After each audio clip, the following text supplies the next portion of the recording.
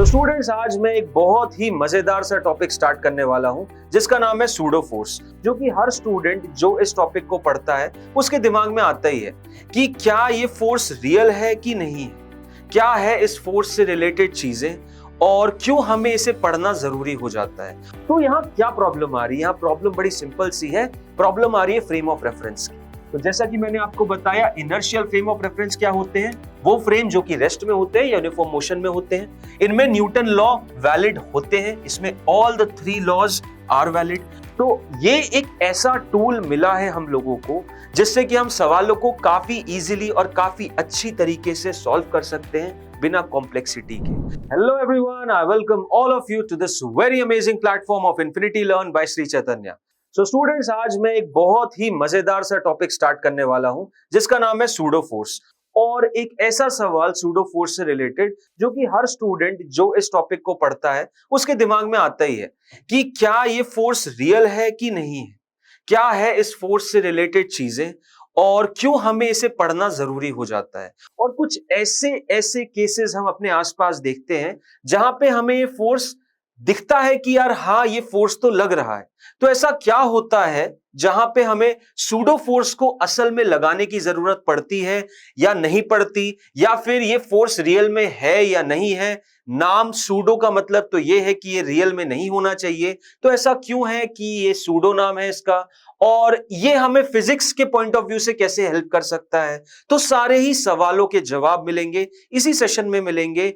एकदम clear cut session होगा और आपको मजा आ जाएगा। तो आओ पहले कुछ बढ़िया अमेजिंग सी चीजें देखते हैं कि एक लड़की है जो बोल रही थी कि यार मुझे न्यूटन के तीनों लॉ आते हैं। ठीक है, उसके साथ एक ड्राइवर था, उसने बोला कोई दिक्कत नहीं, आपको न्यूटन के तीनों लॉ आते हैं।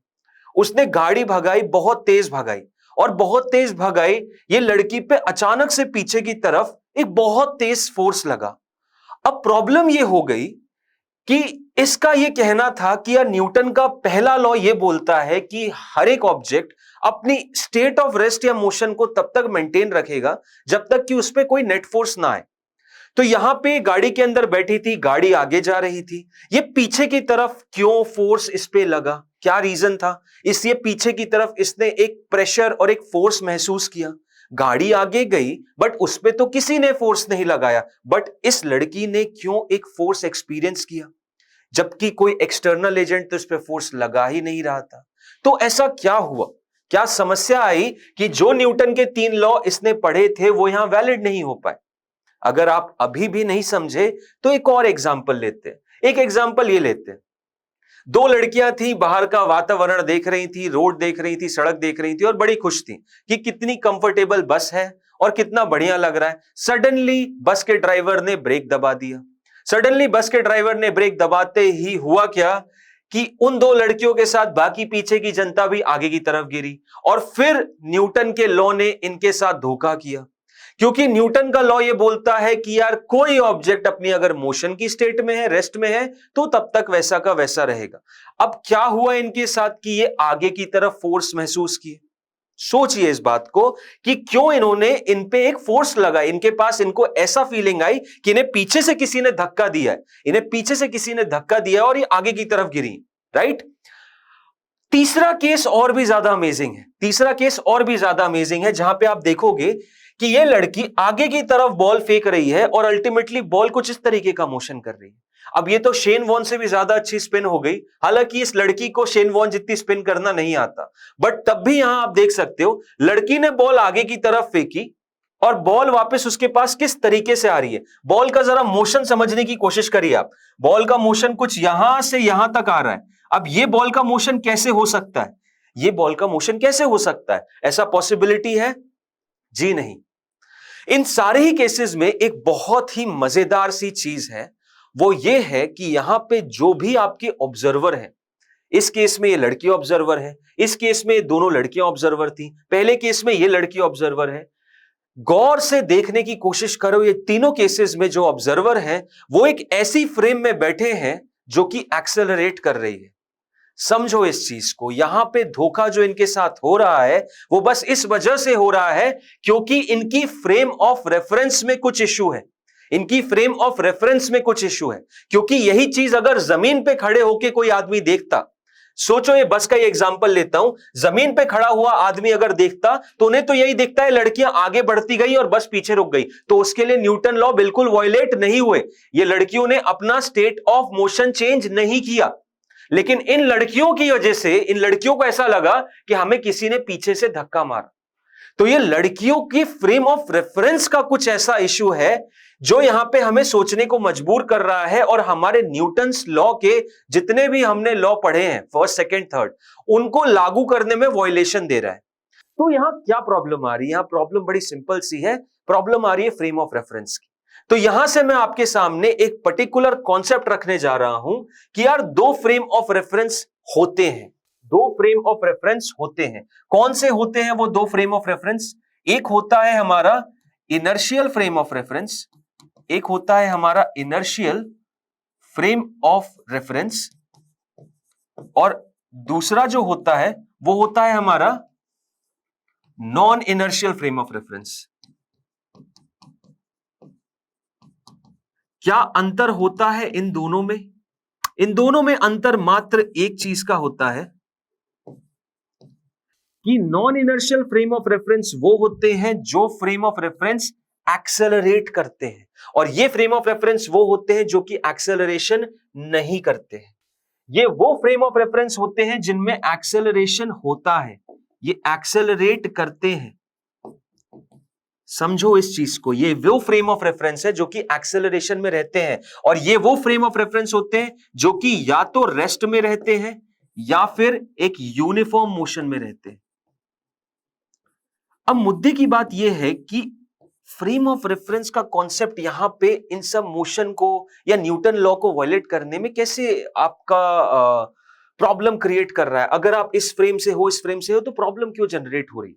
अब वही चीज मैं आपको बताने की कोशिश कर रहा हूं। तो ध्यान दो, इस चीज को जरा बड़े ध्यान से समझने की कोशिश करना कि जब कभी भी मैं मोशन को एक non inertial frame of reference से देखूंगा, मतलब कि अगर मैं बस में चल रहा हूं और बस चलती हुई बस ने मान लो 40-50 किलोमीटर प्रति घंटे की स्पीड को अक्वायर कर ली, मैं बस के अंदर बैठा हूं, और बस के अंदर बैठते ही देखो यहां पे मैं एक एनालिसिस आपके सामने बना रहा हूं कि यहां पे बस थी, राइट? यहां पे बस है, ये बस है, ये बस में एक आदमी है, ये बस आगे बढ़ रही है, इसकी कुछ स्पीड है 50 किलोमीटर प्रति घंटे की, ठीक है?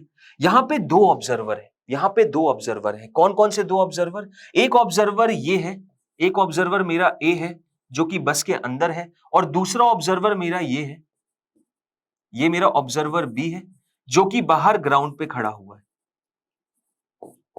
अब सोचने की कोशिश करो, ये ऑब्जर्वर कैसी फ्रेम में है? ये ऑब्जर्वर एक इनर्शियल फ्रेम ऑफ रेफरेंस में है जो कि रेस्ट में है, सड़क ग्राउंड रेस्ट कंडीशन में है। ये ऑब्जर्वर इसी आदमी को देखेगा लेकिन रेस्ट की कंडीशन में। ये आदमी खुद ही को कैसे देखेगा? ये आदमी खुद को कैसे देखेगा? या एक काम करते हैं, इस आदमी को भी एक ऑब्जर्वर बना लेते हैं और ये दोनों ही ऑब्जर्वर मिलके एक और तीसरे आदमी को देख रहे हैं। एक काम ऐसा करते हैं, यहां पे ये रहा एक ऑब्जर्वर ए, और ये दोनों मिलके एक छोटे से बच्चे को यहां पे देख रहे हैं। ये एक छोटे से बच्चा है, एक छोटा सा बच्चा है। This is a kid over here, this is a kid over here. इस बच्चे को देख रहे हैं, जिस बच्चे को न्यूटन लॉ से कोई अर्थ नहीं है, उसको कोई मतलब भी नहीं है, उसे आता भी नहीं है न्यूटन लॉ। लेकिन इन दोनों ही बड़े बच्चों को, दोनों ही बड़े लड़कों को, ए और बी, दोनों ऑब्जर्वर को न्यूटन लॉ आते हैं। इसको भी न्यूटन लॉ आता है, इसको भी न्यूटन लॉ आता है। अब देखो होगा क्या, ये अचानक से चलती हुई बस जब अचानक से रुकेगी, ये बस जो चल रही थी 50 किलोमीटर प्रति घंटे पे, सब सही चल रहा था, इस बस ने अचानक ब्रेक दबा दी। इस बस ने अचानक ब्रेक दबा दी, उससे क्या हुआ, ये जो बच्चा है देखो, ये यहां पे ये बड़ा आदमी था, इसने एक हैंडल को यहां पे पकड़ के रखा हुआ था, हैंडल को पकड़ा हुआ था, तो ये लड़का या ये ऑब्जर्वर ए तो कुछ नहीं गिरेगा, ये शांति से रहेगा। लेकिन इस किड को, इस ऑब्जर्वर ए ने क्या देखा कि ये किड आगे की तरफ गिर गया, ये किड आगे की तरफ गिर गया। ये किसकी फ्रेम से? ऑब्जर्वर ए की फ्रेम से। ऑब्जर्वर बी की फ्रेम से क्या हुआ, बस वहीं रुक गई, लड़का अपने आप आगे बढ़ गया, क्योंकि लड़के के पास एक वेलोसिटी थी, जिस चीज को हम इनर्शिया ऑफ मोशन के नाम से भी जानते हैं। लेकिन यहां पे मैं इनर्शिया ऑफ रेस्ट या मोशन का कॉन्सेप्ट ना समझा के आपको फ्रेम ऑफ रेफरेंस से चीजों को देखना बता रहा हूं, और उस देखने की नजरिए से ही आप समझ पाओगे कि सूडो फोर्स का कॉन्सेप्ट क्या होता है। तो यहां पे दोनों फ्रेम ऑफ रेफरेंस से बात कर रहे हैं। अगर हम बी फ्रेम से बात करें, अगर हम फ्रेम बी से बात करें, मतलब बी की आंखों से देखेंगे तो किड का मोशन एकदम सही है, न्यूटन लॉ बिल्कुल वायलेट नहीं हुआ, क्योंकि अगर इसके पास 50 किलोमीटर प्रति घंटे की स्पीड थी बस के पास, तो उस बच्चे के पास भी उतनी ही होगी, और बस अचानक से रुक जाएगी तो ये लड़का आगे की तरफ गिरेगा तो उसे आगे जाके टकराना नहीं है। लेकिन अगर मैं इस ए फ्रेम की बात से बात करूं, इस ए की फ्रेम से मैं बात करूंगा, अगर यहां पे ए होगा, फ्रेम बी तो यहां पे है, this is basically my frame B, frame B मेरा ये है, और फ्रेम ए क्या है, ये है मेरा फ्रेम ए। अगर मैं फ्रेम ए के आंखों से देखने की कोशिश करूंगा, तो फ्रेम ए के लिए बेसिकली क्या होगा कि ये बच्चा जो है ये पहले रेस्ट पे था, दोनों मूव कर रहे थे 50 किलोमीटर प्रति घंटे की स्पीड से, बच्चा रेस्ट पे था, और जैसे ही बस रुकी ये बच्चा आगे की तरफ गिरा, और उसके लिए न्यूटन लॉ वायलेट होना बंद हो गया, क्योंकि उसकी नजर में इस बच्चे पे किसी ने एक्स्ट्रा फोर्स नहीं लगाया, तो बच्चा उसकी नजर में रेस्ट पे ही रहना चाहिए था। तो प्रॉब्लम यहां पे ये आ रही है कि जब मैं जमीन से देख रहा हूं, जब मैं एक ऐसी फ्रेम से देख रहा हूं जो कि रेस्ट में है, जो कि इनर्शियल है, तब तक न्यूटन लॉ लगते हैं। लेकिन जैसे ही मैंने अपना फ्रेम ऑफ रेफरेंस, जैसे ही मैंने अपने देखने का नजरिया एक ऐसे फ्रेम में कर लिया जो कि एक्सेलरेट कर रही है, वैसे ही न्यूटन लॉ लगना बंद हो जाते हैं। तो यहां से मुझे कुछ ऐसी चीजें समझ में आती हैं कि अगर मुझे न्यूटन लॉ को इस फ्रेम में अप्लाई करवाना है, तो मुझे कुछ एक ऐसा फोर्स इंट्रोड्यूस करना पड़ेगा जिससे कि मेरे न्यूटन लॉ अप्लाई हो पाए, और वो जो फोर्स होता है उसको बोला जाता है सूडो फोर्स। समझिए इस चीज को, ये इस फ्रेम से, एक नॉन इनर्शियल फ्रेम से जब भी, मतलब एक ही फ्रेम से जब भी मैं किसी ऑब्जेक्ट को देखूंगा, तो मुझे उस पर एक सूडो फोर्स लगाना पड़ेगा। That is the case. बस सडनली रेस्ट में आई तो क्या होता है, बस पे एक एक्सेलरेशन हुआ, कहां हुआ, पीछे के डायरेक्शन में, तो इस बच्चे पे मुझे एक सूडो फोर्स लगाना पड़ेगा। अब आओ समझते हैं सूडो फोर्स का डायरेक्शन क्या होगा। तो जैसा कि मैंने आपको बताया, इनर्शियल फ्रेम ऑफ रेफरेंस क्या होते हैं, वो फ्रेम जो कि रेस्ट में होते हैं या यूनिफॉर्म मोशन में होते हैं, इनमें न्यूटन लॉ वैलिड होते हैं, इसमें all the 3 laws are valid. और दूसरा जो केस होता है नॉन इनर्शियल फ्रेम का, इसमें क्या होता है, ये एक्सेलरेटेड रहते हैं, एक्सेलरेटेड होने की वजह से इसमें न्यूटन लॉ लागू नहीं होते, और न्यूटन लॉ लागू करने के लिए मुझे एक सूडो फोर्स लगाना पड़ता है। अब ये सूडो फोर्स कहां लगाऊंगा उसके बारे में मैं आपको बताता हूं। तो जैसा कि एग्जाम्पल लिया गया, बस का ही एग्जाम्पल लेते हैं। ये सपोज करते हैं एक बस थी, बस ने अचानक 50 किलोमीटर पे चल रही थी और उसने अचानक से ब्रेक लगाया। जैसे ही उसने ब्रेक लगाया, इस बस पे एक एक्सेलरेशन होगी पीछे की तरफ, मानते हैं आप, एक एक्सेलरेशन होगी पीछे की तरफ, डी एक्सेलरेशन होगा। तो यहां पे जो बच्चा था, यहां पे जो किड था, द किड ओवर हियर, उस पे एक सूडो फोर्स लगेगा, किसकी फ्रेम से, उस ऑब्जर्वर ए की फ्रेम से जो कि इसी में बैठा हुआ है, उस ऑब्जर्वर ए की फ्रेम से जो कि इस बस में ही बैठा हुआ है, बैठा है, सीट पे बैठा है या एक डंडे को पकड़ के बैठा है। और सूडो फोर्स कहां लगेगा, सूडो फोर्स जो लगेगा इस बच्चे पे, वो लगेगा आगे की तरफ। वो कहां लगेगा, आगे की तरफ। मतलब जो डायरेक्शन है एक्सेलरेशन का, फ्रेम का, इस फ्रेम का जो एक्सेलरेशन है उसके ऑपोजिट डायरेक्शन में सूडो फोर्स लगता है। और इसका मैग्नीट्यूड कितना हो जाता है, जो मास है इस बच्चे का, mass of the object into acceleration of the frame of reference, mass of the object into acceleration of the frame of reference. The direction of this force is opposite to the acceleration of the reference frame. समझो इस चीज को। तो यहां पे जो ma है, m basically क्या है, m है mass of the object, जिसको हम देख रहे हैं, mass of the object which is being observed,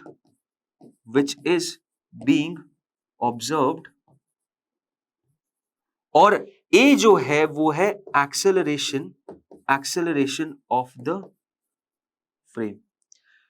तो ये होता है मेरे दोस्तों एक pseudo force. This is basically a pseudo force. तो क्या सूडो फोर्स रियल है? बिल्कुल नहीं। सूडो फोर्स फेक है? बिल्कुल नहीं। सूडो फोर्स एक ऐसी टूल है आप लोगों के लिए जिसको आपको यूज करना है जब भी आप मोशन को एक non inertial frame of reference से देखोगे। तो जब कभी भी अगर मैं एक नॉन इनर्शियल फ्रेम या एक्सेलरेटेड फ्रेम ऑफ रेफरेंस से किसी भी मोशन को देखूंगा तो मुझे उसमें एक सूडो फोर्स लगाना पड़ेगा। अब ये जो टूल है ये काफी काम की चीज है, क्योंकि बहुत सारे सवाल सूडो फोर्स का कॉन्सेप्ट लगा के या एक non inertial frame of reference से चीजों को देख के काफी इजीली सॉल्व हो जाते हैं, जो कि हम थ्रू आउट द सेशन समझ सकते हैं। न्यूटन्स लॉज ऑफ मोशन में भी हमने काफी सारे सवाल उससे रिलेटेड किए हुए हैं। तो ये एक ऐसा टूल मिला है हम लोगों को जिससे कि हम सवालों को काफी इजीली और काफी अच्छी तरीके से सॉल्व कर सकते हैं बिना कॉम्प्लेक्सिटी के। हम बहुत सारे ऐसे सर्कमस्टेंस में फंसते हैं जहां पे हमें ग्राउंड की फ्रेम से मोशन को समझने में काफी दिक्कतें आती हैं, और अगर मैं अपना फ्रेम ऑफ रेफरेंस एक ऐसे फ्रेम में पुट कर दूं जो कि एक्सेलरेटेड है तो केस बड़ा आसान हो जाता है। तो इस टूल को आपको ऐसे ही समझना है और इसी तरीके से यूज करना है। आई सपोज इस लेक्चर में आपको सूडो फोर्स से रिलेटेड काफी सारे अच्छे इनपुट्स और काफी सारे पॉइंट्स मिले होंगे जानने को। इन्हें हमेशा याद रखिएगा क्योंकि ये आपको बार बार यूज आते रहेंगे। इसी के साथ आई साइन ऑफ। मिलते हैं एक अगले सेशन में जहां पे एक और बहुत अच्छा कॉन्सेप्ट मैं आप लोगों के लिए लाऊंगा। Till then thank you and bye bye all of you.